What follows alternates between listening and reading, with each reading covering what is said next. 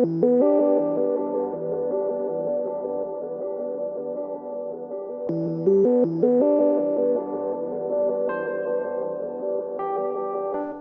this is Joseph Carlson, and this is episode 114 of Gaming with Grief, and I'm calling this episode The Journey Out of Sadness. But I want to remind you guys that this podcast will hit my website, www.gamingwithgrief.com, Monday morning at 7 a.m. Go there, leave a comment, let me know what you think of the show, or you can go to iTunes or the Google Play Store and subscribe to the podcast there. Leave me the likes, the shares, the stars, the reviews. Let me know what I can do to improve. Or you can go to gwgpodfellows@gmail.com. Write me a line. Again, let me know what you think of the show or if you have a question or something like that. And you can find me on Twitter @JustLittleJoe. So go there to those places and I guess do the things. So yeah, I'm calling this episode The Journey Out of Sadness because like I said last week, I've been reading a lot about sadness. I read several articles over the past few days. And I played a game called Journey that came out in 2014 from that game company. I think 2014. My notes are correct. From that game company. It's a quick hour and 40-minute game. So just like last week, I'm going to spoil this game a lot because it's so short. I don't want to not spoil it or not talk about it because it's so short. This game is kind of, you play like a robed figure. It's very stylized.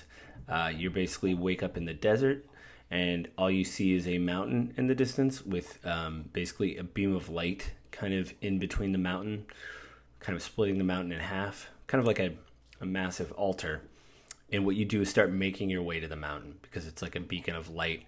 And you're basically in an expansive desert. As you travel, you kind of open up these cages with robes or parts of a scarf that attach to the scarf that's on the back of your robe as you're traveling through the desert. And your scarf gets bigger and bigger, and they use that as a mechanic for you to jump and float. The more of these scarves you find, you basically are lifted up into the air, and you'll watch your scarf start to glow and get like runic letters on it. So it's basically like recharging. And when you hold X to jump, it's on PlayStation. And it's on PC as well. It was only... I got it for free years ago when PlayStation was giving it away. So I played this. It was free. But basically, those runes that glow on the back of your scarf are your jump meter, which I think is a cool thing. So if you hold it down, you see the runes burn away. And then when you land, you can't jump again until you release more scars from these cages. Or you'll find like a weird rune that's glowing in the world. If you find that, your scarf will grow, so that way you can jump farther and things like that. You have, I want to say the O button, or the circle button. It's a circle button on the PlayStation. Shows how much I play PlayStation. It basically extends your scarf. The O button basically is a chirping noise, like a song. It's the only way you can communicate. What will happen is as you're traveling through the world, other travelers like yourself, the design is exactly the same as you. You happen upon them and you can solve puzzles together and help each other out by jumping and hitting whatever, like hitting levers. You find these tapestries that grow that create bridges, much like the scarf on the back of your robe. But what's really cool, and this was kind of a cool thing back then, you only have a button to make that chirping song noise with the circle button. So you can't really talk to people. You probably could if you knew party chat, but here's the deal. They throw you together with a random person on PSN. And since you can't talk to them, you have to use this chirping thing to try to get their attention. Now, the game's been out since 2014, and I heard that there was a feature. It wasn't ruined for me, but I heard there was a feature that said, hey, you'll run into people in the community, but that's all we're going to say. And it's like, well, that's weird. But what happens is they actually go on the journey with you. And basically, as you're traveling, you find these shrines that you basically sit down and receive a lesson from someone that looks just like you, but the screen fades to white. You're in a red robe in a desert. They are in a white robe, kind of in a cathedral. It's almost like a flashback. and they show you a little bit of what's more to come. And really, they're just showing you what the upcoming level is going to be like, because you think you start out in these beginning areas of desert. It's endless sand. There's waves of sand and waterfalls of sand. But as you keep traveling, you start going in ruins. You start going in towers. Then you go, when you get up to the higher elevations, when you get closer to the mountain, you start getting to snow and wind. The effects are amazing. Your robe freezes over.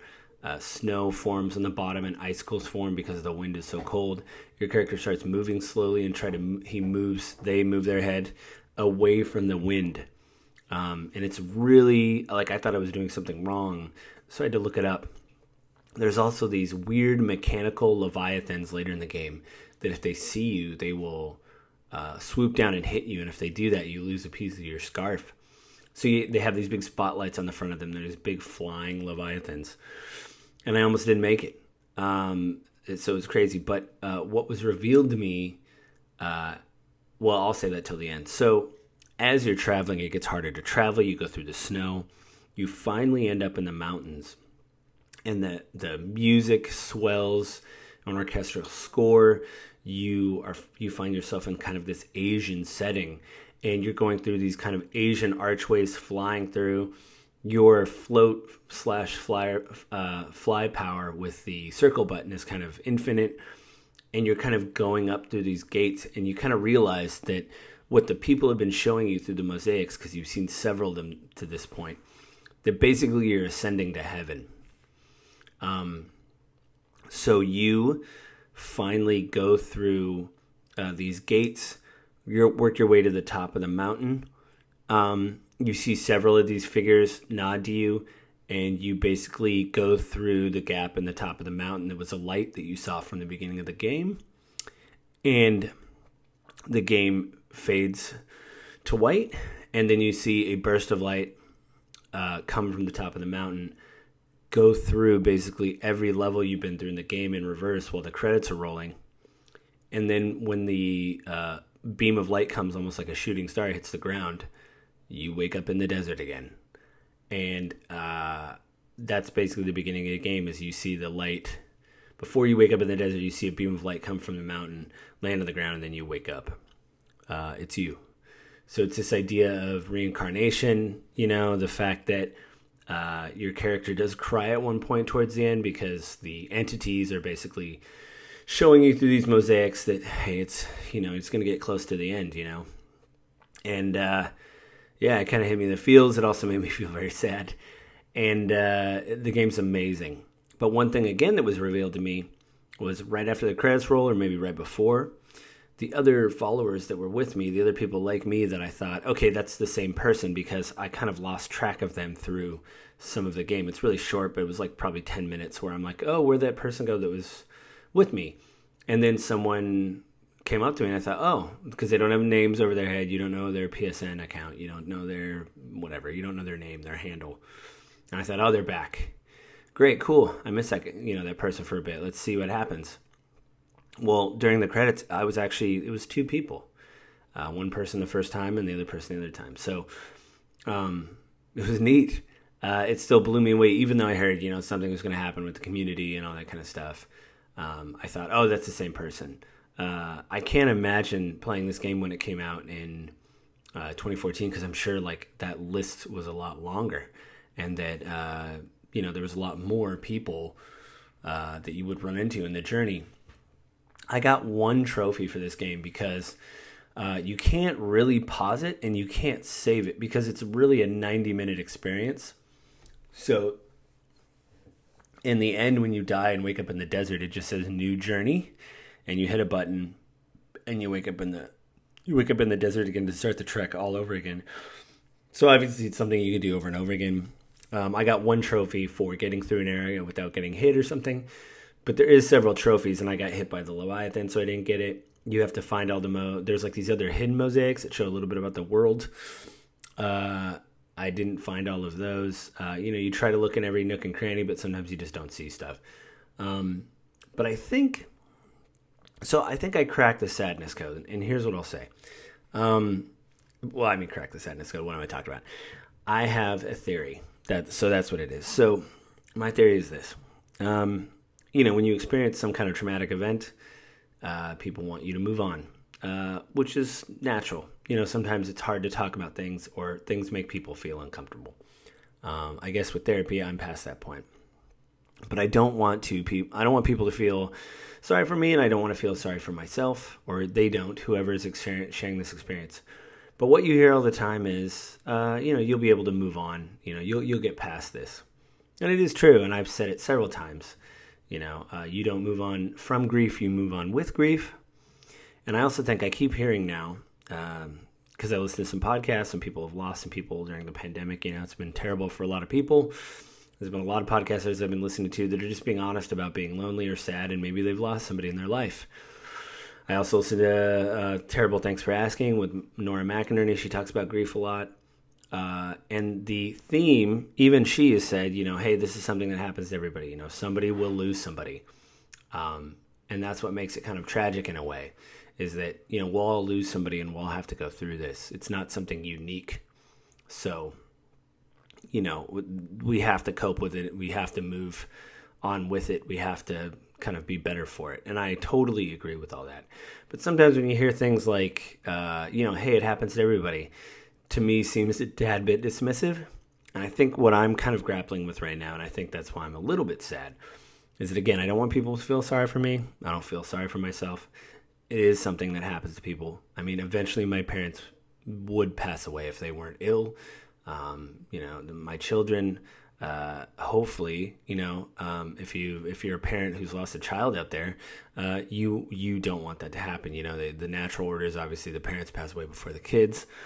But I think my theory is that, yes, death is natural. Again, it will happen to everybody. We'll all die. It's, the second inevitable, what's that old saying about death?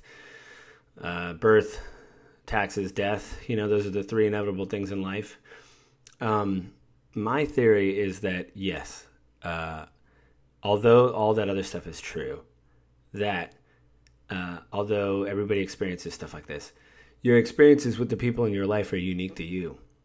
So if, yes, again, my parents were going to pass away. It was inevitable. Time is against you. But the experiences I had with my mother and my father were unique to us. The experiences my mother and father had when they were married were unique to them.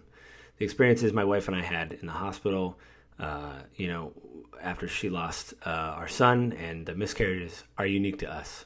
So although people do experience miscarriages and, terrible things, parents lose children all the time,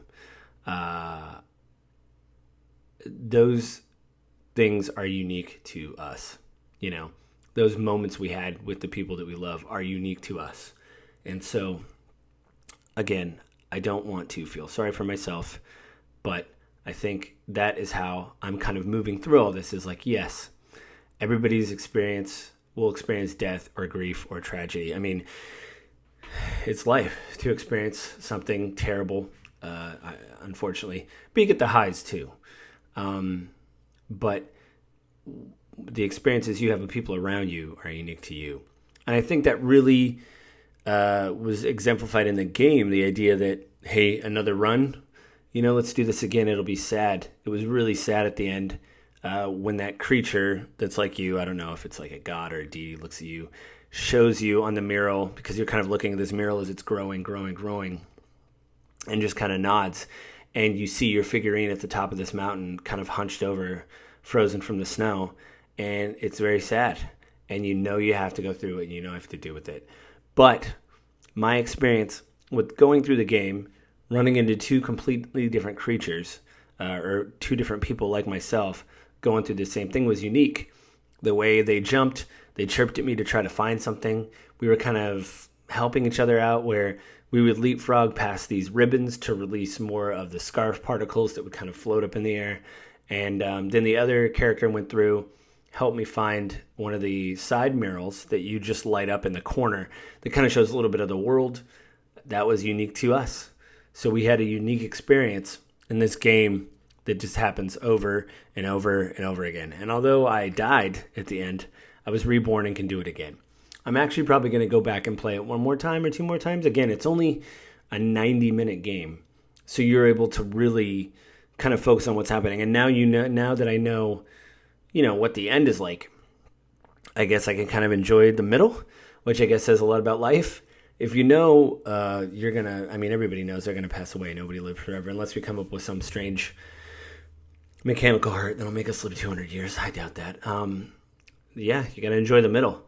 But that's, I think, some of the reason why I was experiencing sadness, because it seemed like in everything I was listening to with podcasts and reading, it was about, hey, knock it off. And I think I mentioned this before, but years ago I was looking at Twitch or something, and there was a doctor on there who's doing like live Twitch therapy. Like, people were willing to call in, and somebody had a really good line of like, they kind of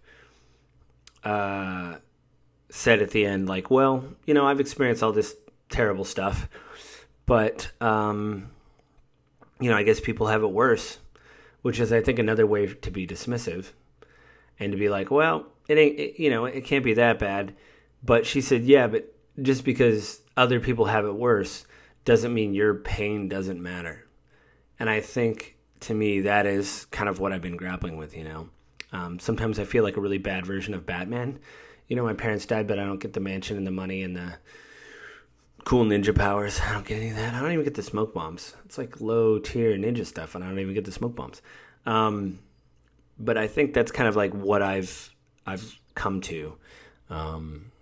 And I think, again, I've said it before in this podcast, I've been listening to a lot of kind of conservative points of view, and that gives me different perspective on life and liberty and things like that. And, it is interesting to hear that from people and hear how they feel and how they view life and get different philosophies, because it's important, again, to do that. And like, I don't always agree with these positions, and I've said before I don't, but, to see how other people cherish things in their life, basically cherish the middle, I think is important, So, yeah, play Journey. I know I just ruined it, but it's good. It's on PC. I checked before I recorded this, a few days before I recorded this.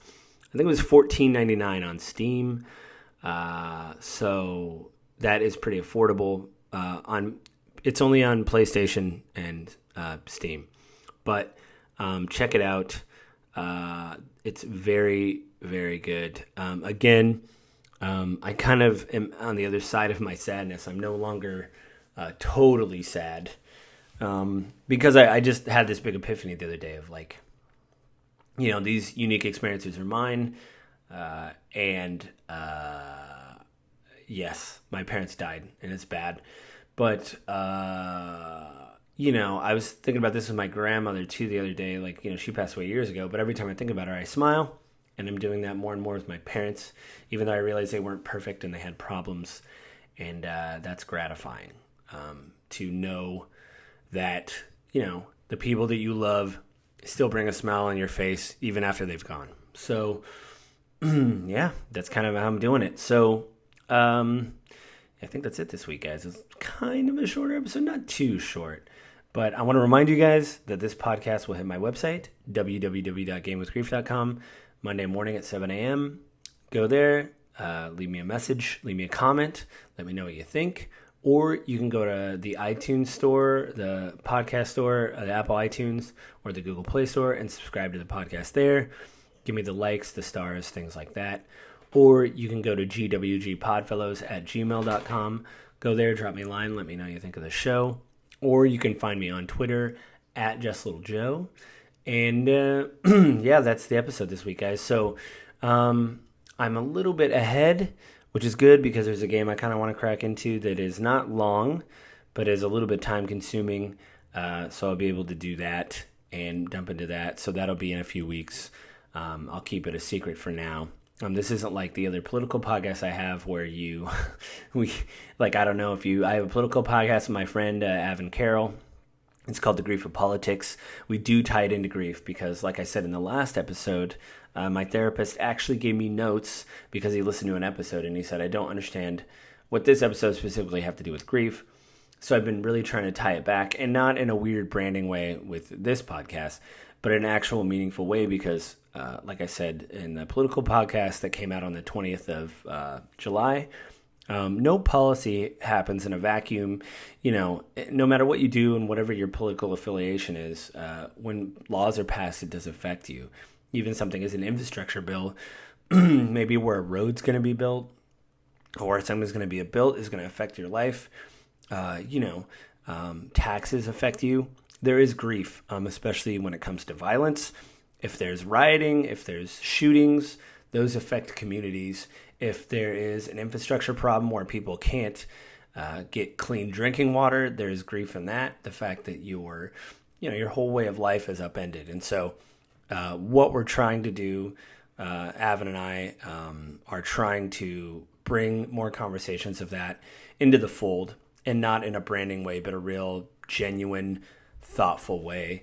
Because I think that's what it is, These things are hard. So, yeah, I guess I just plugged that randomly. But, if you like that podcast, it comes out once a month. And Avin's got his own stuff, and I won't plug it on here because he usually plugs it on the podcast. But if you like politics, I'm a little bit more left-leaning. He's a little bit more right-leaning. Go there, subscribe. It'll only come out once a month. We tried to keep it with Inauguration Day, so the first episode was out January 20th, and then they come out on the 20th of every month after that. So we're only on episode 7 right now, but yeah. So I think that's it, guys. So everybody have a good week, and I will talk to you next week. Bye.